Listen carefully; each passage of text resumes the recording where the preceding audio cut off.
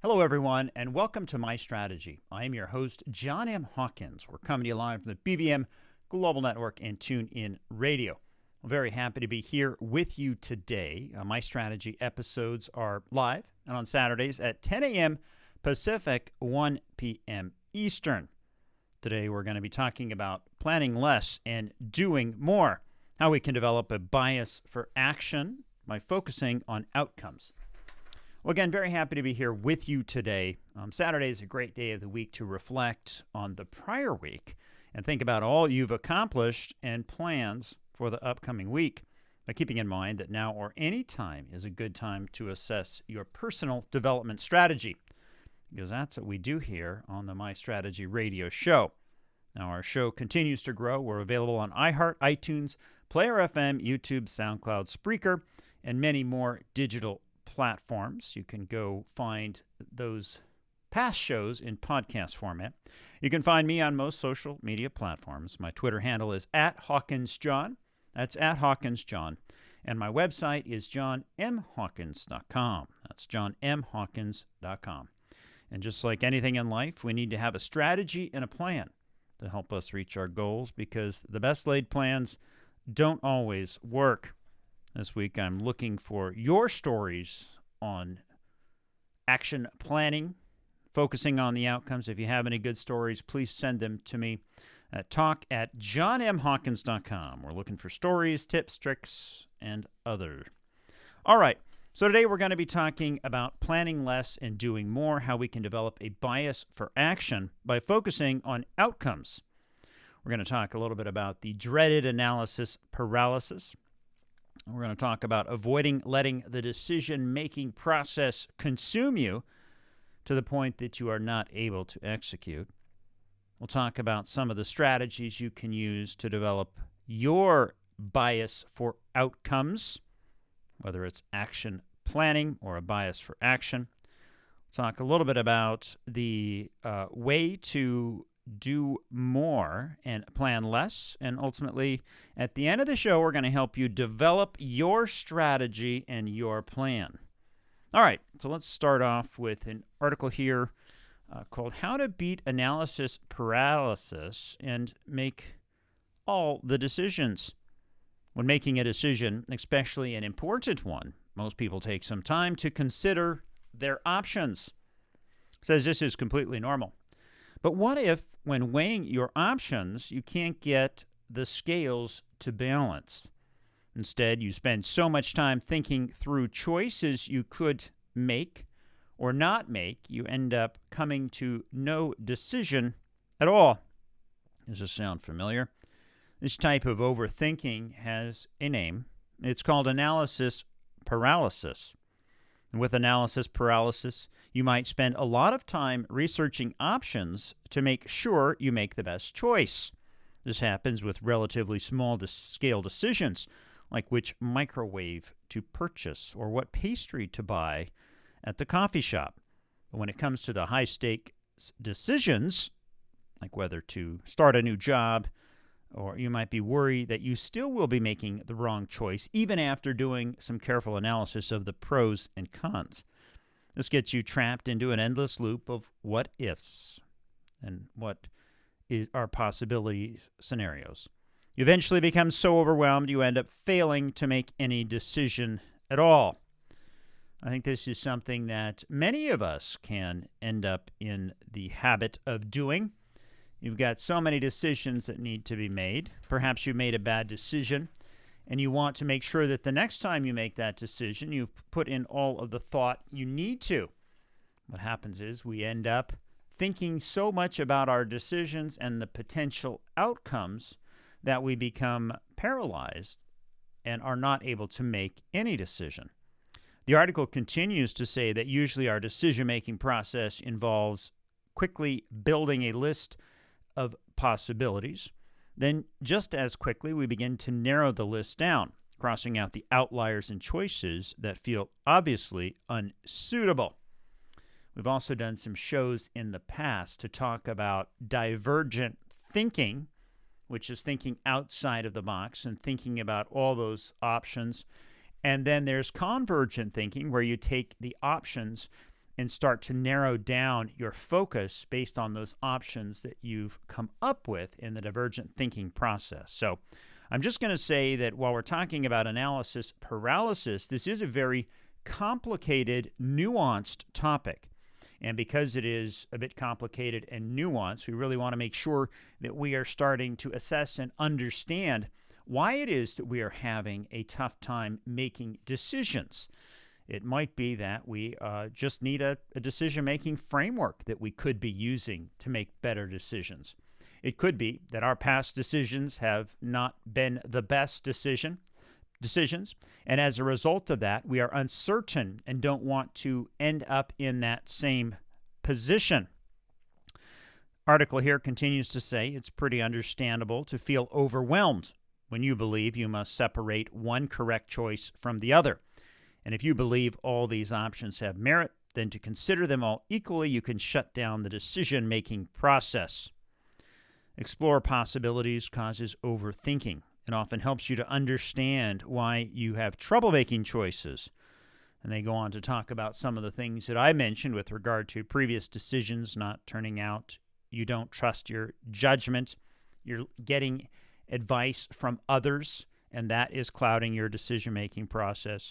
And I think that what this comes down to is that we all have the ability to get into a situation where we can have this analysis paralysis happening.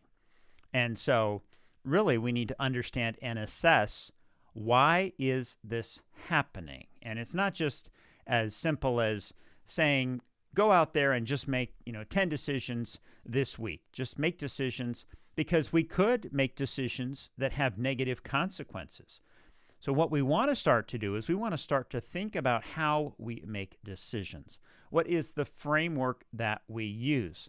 What are those decisions that we should be spending lots of time thinking about? And what are those decisions that we do not need to be spending too much time thinking about?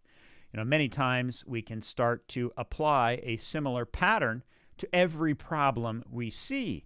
It's like if you're in construction and you have a problem, and you have a hammer, everything that you might approach with that hammer. That's the only tool in your tool belt. So as you think about your day-to-day life and what you've been focusing on, we want to start thinking about what are those problems that we are trying to solve. Then what are the tools that we have to help us solve those problems?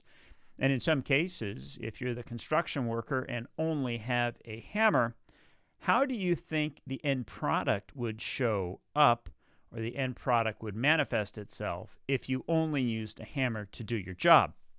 Well, that's very similar to what happens with analysis paralysis. So that's what the show's about today.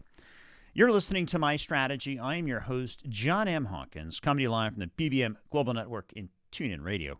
When we come back, we're going to talk about how to avoid letting this decision-making conundrum consume you.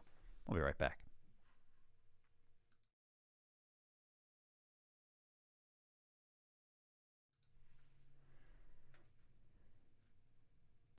Hello, everyone, and welcome back. I'm John M. Hawkins. The show is called My Strategy. Today, we're talking about planning less and doing more, and how we can develop a bias for action by focusing on outcomes.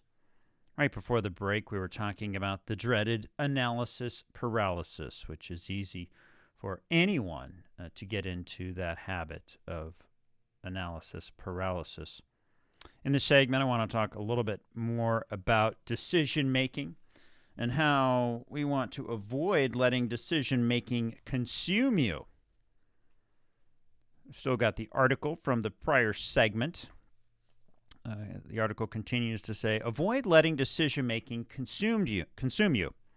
Prolonged thinking might seem the best way of getting the right answer, but overthinking can cause harm. I think this is an important point. As we think about the decisions we make and ultimately the outcomes from those decisions, if we are lucky in our decision-making and happen to make good decisions, that gives us confidence. It gives us the ability to go out there and continue to make good decisions because odds are we're going to make some great decisions. Or perhaps you've had a background that supports making good decisions. But for the most of us, and many of us, we do not have always the ability to randomly make a decision and have it turn out good most of the time. So from that perspective, when we start to think about those past decisions and things that we might have done wrong, it can cause us to overthink. And that is what is known as analysis paralysis. This article continues to talk about how analysis paralysis can affect the nervous system, which can lead to increased overall anxiety, which can contribute to symptoms like stomach issues, high blood pressure, panic attacks, according to Botnick. And I think this is always important for us because our bodies are so connected to what we do. There's the fight-flight response. There is our central nervous system, which is absolutely brilliant and gives us so many different capabilities to be able to do what we do in this world. But the challenge is that it is also a defense mechanism. It senses danger out there. And when there is an imminent danger or imminent threat, the nervous system can start to react quicker, or it can be giving you signals, and then our brain takes in those signals, perhaps does some analysis, and it might come to the wrong conclusion. A situation that seems dangerous, seems intense, might not be as dangerous or as intense as it seems. And that's where we need to have good connection with our bodies. We need to physically be in the best shape that we can to support what we want to do. And it's not just the physical support, but also from a dietary perspective. Are we eating the right foods to help us? So case in point might be drinking too much coffee in the morning, or other caffeine, whether it's tea, soda, or other. If you drink 1 can of the stuff, you might feel fine. But if you have 2 cups of coffee, 3 cups of coffee, 5 cups of coffee, at some point you could end up putting yourself into a self-induced anxious state. So as we start to think about and analyze what are some of those things that are keeping us from making these good decisions, what's keeping us in that analysis paralysis mode, we want to start looking at all aspects, which includes diet, exercise, and more. The article goes on to say you might have a hard time focusing on schoolwork or your personal life if you devote most of your time to decision-making. A more helpful approach involves setting some limits around your decision-making timeline. You might give yourself a week to decide, then set some energy to think each day. Use that time to focus on your decision. Do research, list pros, cons, and so on. When your daily time, say 30 minutes, is up, you move on. And I think this is important for us to think about. If we start to think from a decision-making perspective about we have an unlimited amount of time to make a decision, the challenge is we have an unlimited amount of time to make the decision, so we can put it off. Or we think that, well, we're going to do a lot of research and we're going to get to that decision. But as you're focusing on one decision, it's very difficult for us to multitask and think about other decisions. So if you spend the next month or 2 months focusing on one decision, how many other decisions are you not focusing on in that particular month? So that's where having a decision-making strategy and figuring out how to go about making those decisions is absolutely critical path for our success. It means that we want to, or at least should, have a framework that we are following. And later in the show, I'm going to talk a little bit about some of the frameworks. And for those who listen to this show, you're going to know that we have a framework that we use on a weekly basis. Now, the one I'll share with you a little bit later is different, but at the end of the day, we need to pick a framework that works for us. Here's an interesting tip for you that really resonated with me. It said factual evidence should factor into some decisions, like those that relate to health and finance. Now, this is very interesting to me because if you think about it, as you go throughout your decision-making process, many of us want facts. We want absolutes. We want to know something, a fact, before we go out and make the decision. That's how we get to a truth. What this article is suggesting is that we should only use that factual evidence when it relates to our health and finance. They go on to say when it comes to more personal matters, like deciding whether to keep dating someone or what city you want to live in, it's important to stop and consider how you feel. Now, this is an interesting position here, because if you think about it, if I am in a mode where I want factual evidence, and I apply that I need factual evidence to every single decision-making, every decision that I need to make, that is going to be an absolute immense amount of data that I need to get. Additionally, if you're making decisions on, what kind of popcorn do I want to eat, what microwave, all these things can take additional time. So what they're saying is limit those the facts, the evidence that you need for those two categories of decisions, and trust your gut with the rest. Lots and lots of more good information in this article. All right, you're listening to My Strategy. I am your host, John M. Hawkins, coming to you live from the BBM Global Network and TuneIn Radio. When we come back, we're going to talk about action planning and developing your bias for outcomes. We'll be right back.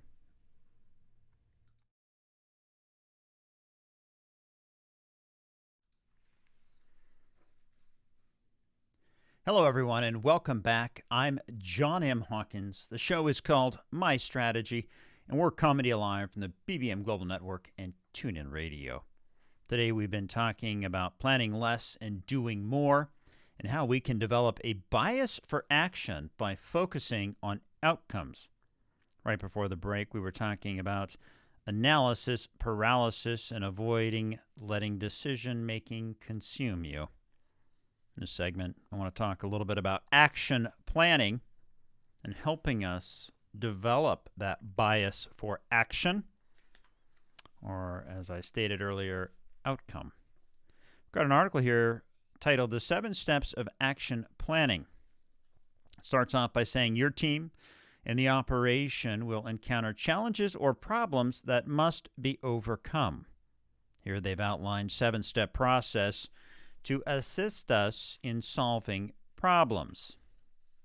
Keeping in mind that we all have our own framework, so as I describe the steps here, you can, and if there's a step you identify with and you already have called it one thing, go ahead and continue to call it that. And what we're looking to do is look at the framework and figure out, are there any pieces that are missing from our framework? All right, so the first is define the problem. Second is collect and analyze the data. Clarify and prioritize the problem or problems. Write a goal statement for each solution. Implement the solution, which is the action plan. Monitor and evaluate, and restart with a new problem or refine the old problem. Now, while this action planning framework potentially can help with certain decisions, I do think it is important for us to stipulate that there are only certain problems that we want to solve with this robust of a framework. If you need to go figure out what you are going to have for lunch, who to call and be friends with, that is something that you probably don't need an intensive framework for.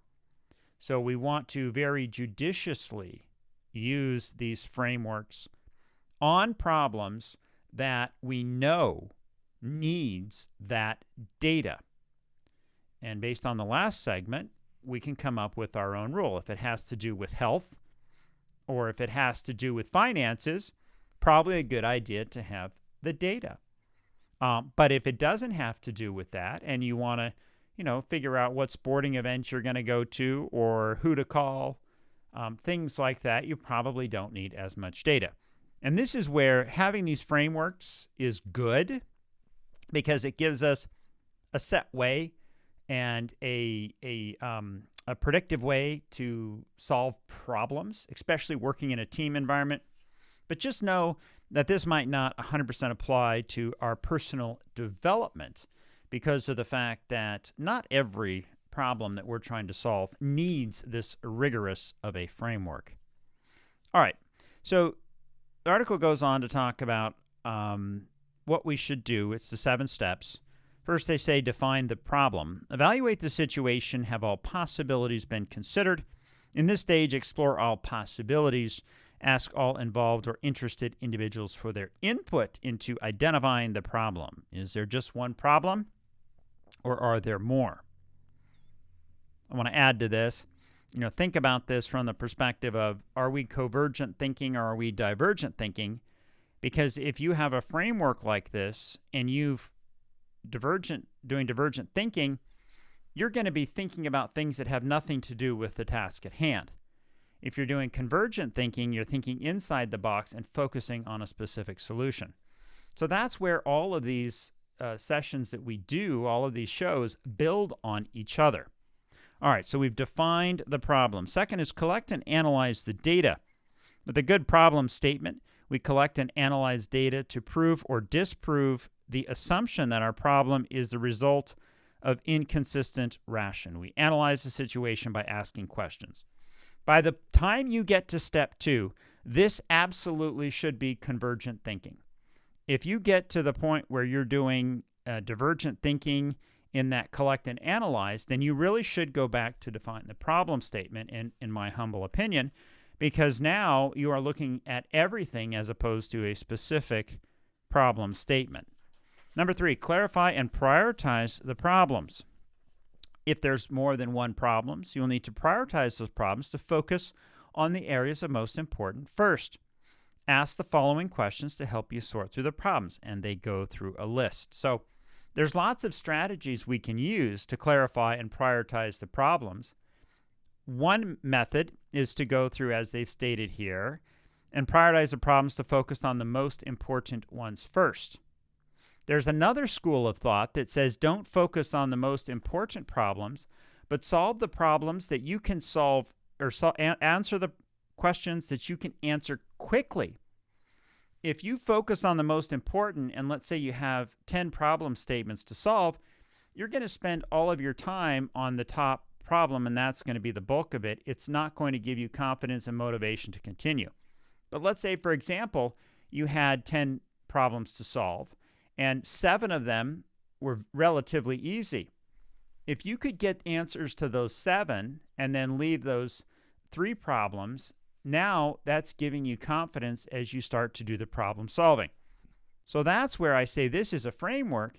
This is not absolutely, how you should go about doing it verbatim. This is where we give you the skills, we teach you about the frameworks, but it's up to you to be the critical thinker and to start to create and use these tools to your own best interest in solving these problems.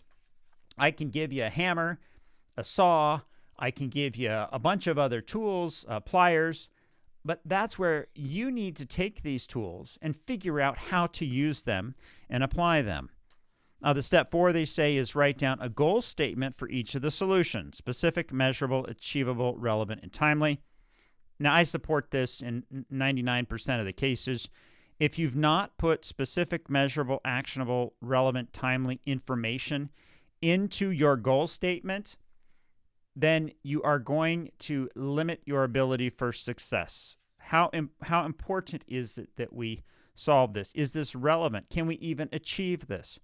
Am I going to be able to measure it? Is it timely? And I've talked about the SMART framework in the past. And the SMART is an acronym that stands for specific, measurable, achievable, relevant, and timely. And I've got another podcast on that if you're interested in learning more information.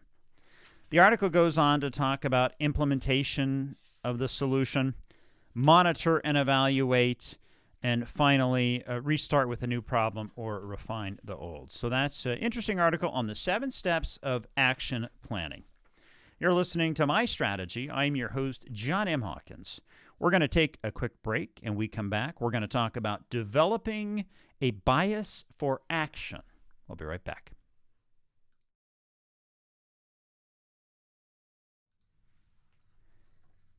Hello, everyone, and welcome back. I'm John M. Hawkins. The show is called My Strategy, and if you're just joining us, welcome.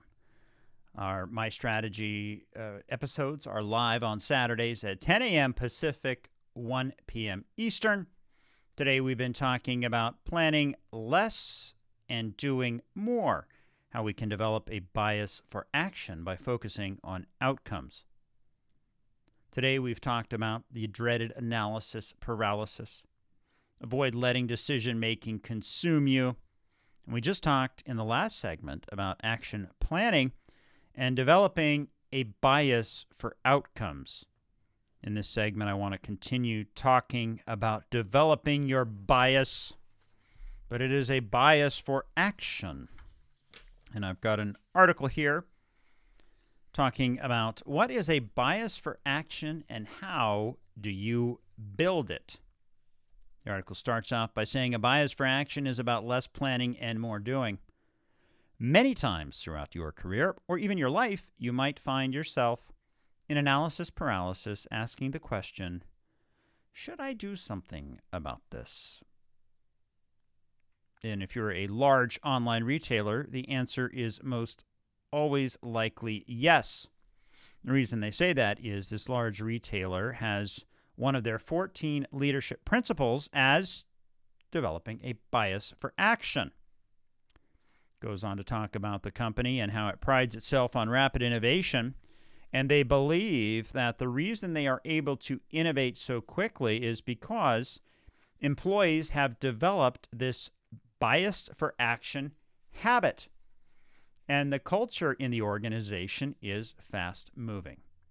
Now, we talk a lot about personal development, and I think it is so important for us to be in a healthy, positive environment with other like-minded individuals who are excited, who get up every day and want to solve problems, who want to be successful, because that is how you are going to get the energy, the motivation, the ideas to drive forward.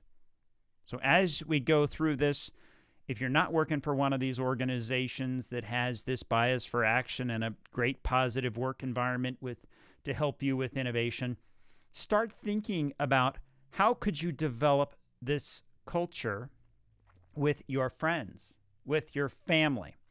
If you truly are interested in being better at what you do, in personal development, then you're going to see this as something that you should work on and perhaps find a way to recreate this in your own life.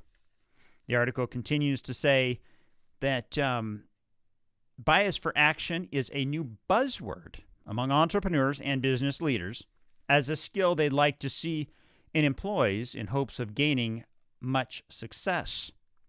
However, a bias for action only works if leaders and employees put in the prep work to mitigate risk and pivot quickly while taking forward steps. They say before we get into the nitty-gritty of why this skill is desirable and how to develop it in a sustainable way, they first want to dive into some of these statistics that show the importance of this trait. Here's an interesting one. Compared with their more passive counterparts, proactive people are better performers, contributors, and innovators. And I would add that those proactive people are those people who exhibit that soft skill trait of having a bias for action. It's funny how we come up with new terms when really what we're talking about are proactive people. Are you a proactive person or not? That is what a bias for action or outcome is. Personal initiative is important in the beginning of the creative process and for idea creativity. The average company loses more than 25% of its productive power to organizational drag, processes that waste time and prevent people from getting things done. Organizational drag due to excess bureaucracy costs the U.S. economy more than $3 trillion. $3 trillion each year in lost output. The most successful entrepreneurs have up to a 43% higher motivation to turn their ideas into action and focus on money than the rest of the working population. Some more interesting statistics: 16% of the top leaders were rated very effective at either strategy or execution. Only 8% were very effective at both. We cannot be an expert at everything we do. So here, 16% were rated very effective at strategy or execution, and only 8% were effective at both, while 63% were rated neutral or worse on at least one skill. So here's the net. If you are in a leadership position and are a top leader, you potentially, 16% of you are going to be very effective at strategy and execution. So if the leaders of the organizations are only, and these are the top leaders, are only 16% effective at making decisions, what does that say for us? What does that say for us? That says that most likely we have a much smaller percentage of being effective at strategy and execution. What does that mean? I mean, number one, we might have the skill and absolutely be able to do it, and I'm confident in you, and I know you can develop that skill. What we don't have is the practice. We don't have the practice of doing it on a daily basis, but once we develop those skills, once we get into practice, I believe that we can be as effective in our decision-making of our domain, right, within our own domain, and be as effective or more effective than those top leaders.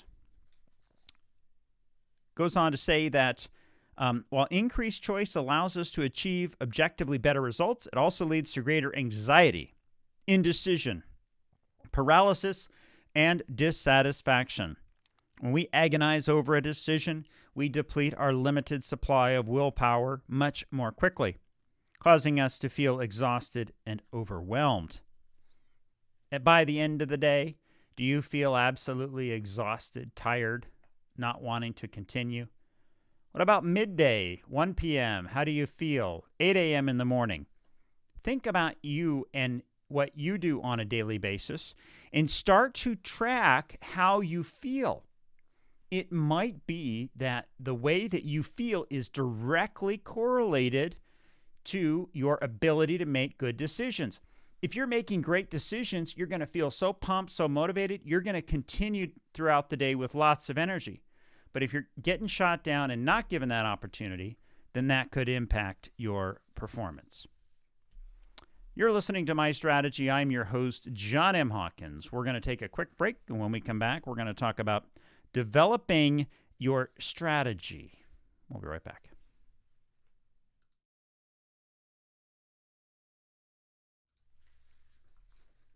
Hello, everyone, and welcome back to My Strategy. I'm your host, John M. Hawkins. Today we're talking about planning less and doing more.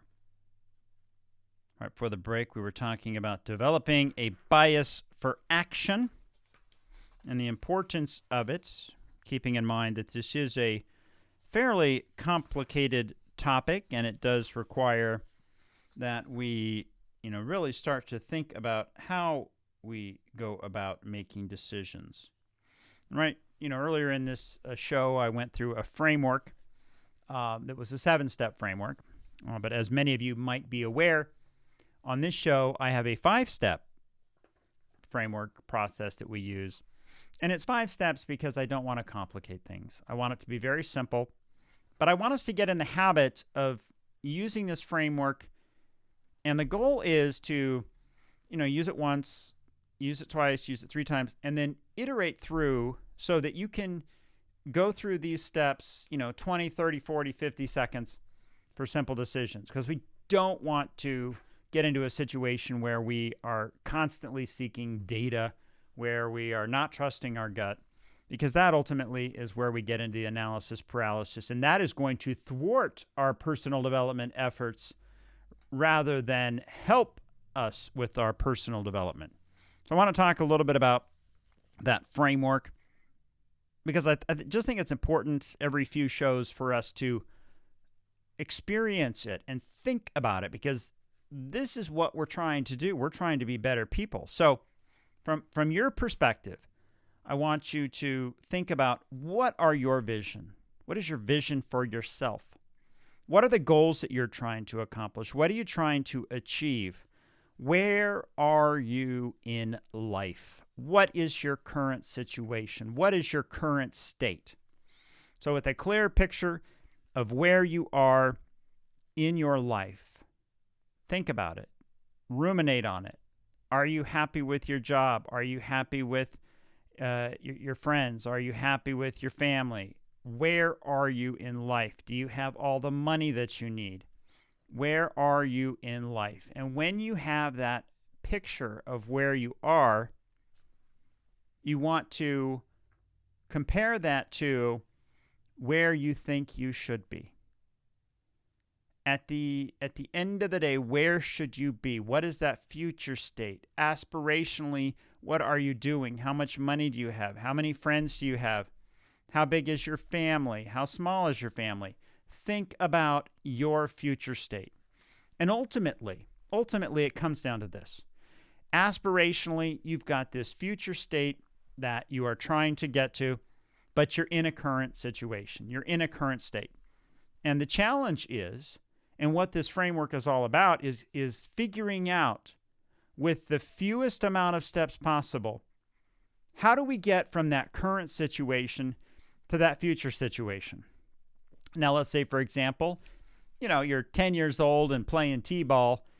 There's a lot of life that has to happen before you can start to aspirationally think about that future state. But depending on where you are in life, there might be more decisions or less decisions to be made. That's where it's important for you to think about this and say, what are those things that I want to accomplish? And it comes down to, what do you value? What's important to you? You have to prioritize. Is money more important? Is money more important than family? Or is family more important than money? Is health more important to you than a good job? Or is a job more important to you than health?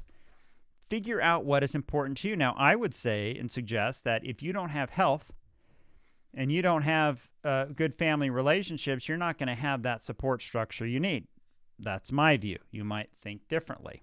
I will say that I won't waver on the health and diet and exercise. If you don't have a body that is ready to go out and do what it needs to do on a daily basis, you're behind the proverbial 8-ball, and that won't be good for you. All right, so once we understand where we are, we need to figure out, through assessing and analyzing, what is working, what's not working. Pick an area to focus on. And I like what one of the authors said in a previous segment. Take data and make decisions based off of health, and also, if it's financial, that's when you might go out and seek additional data. If you don't need to make a health or financial decision, you don't need as much data. And that's where you can start to simplify your decision-making process, because you've freed yourself up. You don't know what the outcome is going to be of eating a bag of popcorn, and there's not a lot of data that's there to support it. Kind of go with your gut. Look at the label, make a decision. But if you went through and antagonized and looked up the manufacturer and looked at the products that they're putting in there and continue this cycle, you're going to get into this bad habit of trying to get data to solve every problem, and that will hold you back. So we need to strategically think about, what are those decisions we can make where we are able to make them quickly and move on, and then where are those decisions that we need to spend more time. And from a strategy and planning perspective, and implementing that plan, which is the fourth step, I like to implement things and get them out of the way. I'm going to gain confidence if I have 10 problems to solve, as I stated earlier, and 3 of them are complex and 7 are easy. If I focus on those 3, unless they're critical path, that's going to take time, And in the back of my mind, I'm going to say, I've got 10 problems to solve. I'm still on the first one. I've got 10 problems to solve. I'm still on the first one. I've got 10 problems to solve. I'm still on the first one. The other way to look at it is I've got 10 problems to solve. I've got 7 that I can solve right away. If I can solve those 7 right away, the statement in my head is I've got 10 problems to solve. I've solved 7. I have 3 more to go.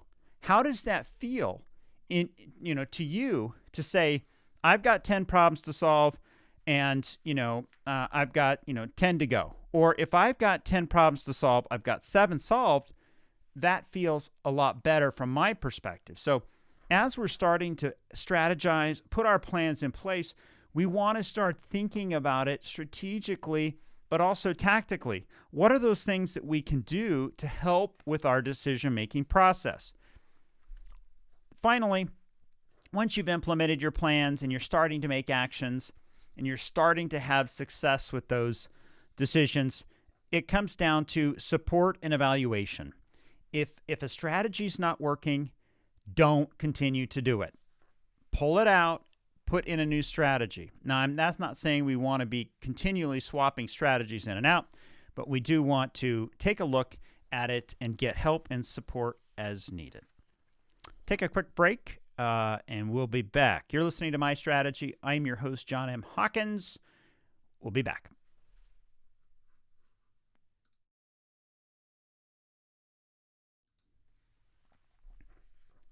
Hello, everyone, and welcome back to My Strategy, the personal development radio show. I am your host, John M. Hawkins. Well, if you're just joining us, thanks. Today we've been talking about planning less and doing more. Right before the break, we talked about developing a bias for action and helping you to develop your strategy for action. And in case you missed this broadcast, you can listen on iHeartRadio and Apple iTunes. And if you'd like to have something covered in the show, send an email to talk@johnmhawkins.com. That will go directly to my desk. Or give us a call at 844-MY-STRATEGY. We've been talking today about planning less and doing more. Many of you have heard of the dreaded analysis paralysis. In fact, most people do take some time to make decisions, especially the important ones. But sometimes the analysis that we do takes so much time, even for small decisions, that we end up being trapped in these endless loops of planning. And if we're spending time in endless loops of planning, it is preventing us from spending the time needed to accomplish our goals. We want to start thinking about ways to avoid letting the decision-making process consume you. Analysis paralysis can affect your nervous system, increase anxiety. It can make you feel tired. You can have a hard time concentrating. So rather than letting decision-making consume you, what should we do instead? Well, one helpful approach is to use your energy on a decision-making framework and think about a bias for action, a bias for outcomes, or action planning. Action planning is a way to help us go through the decision-making process. We talked about the 7-step process, which was define the problem, collect and analyze the data, clarify and prioritize the problem, write a goal statement for each solution, implement the solution, monitor and evaluate, restart with a new problem, or refine the old one. But before we start to implement that in all of our decision-making, a very important point came out in today's show, and that is to figure out which problems you would use that framework on. One author suggested that we only use it for health and financial. If we've got health and financial and we need a rigorous framework and data, that would be a great place to use it. If it's something simple, don't use it. That's going to free you up. We then talked about developing the bias for action and how it's more about action and less about planning. Do more. But it only works if the leaders and employees put in the prep work and take action. I also learned that proactive people are better performers, contributors, and innovators. We want to be that proactive person. So how do we go about developing our own strategy?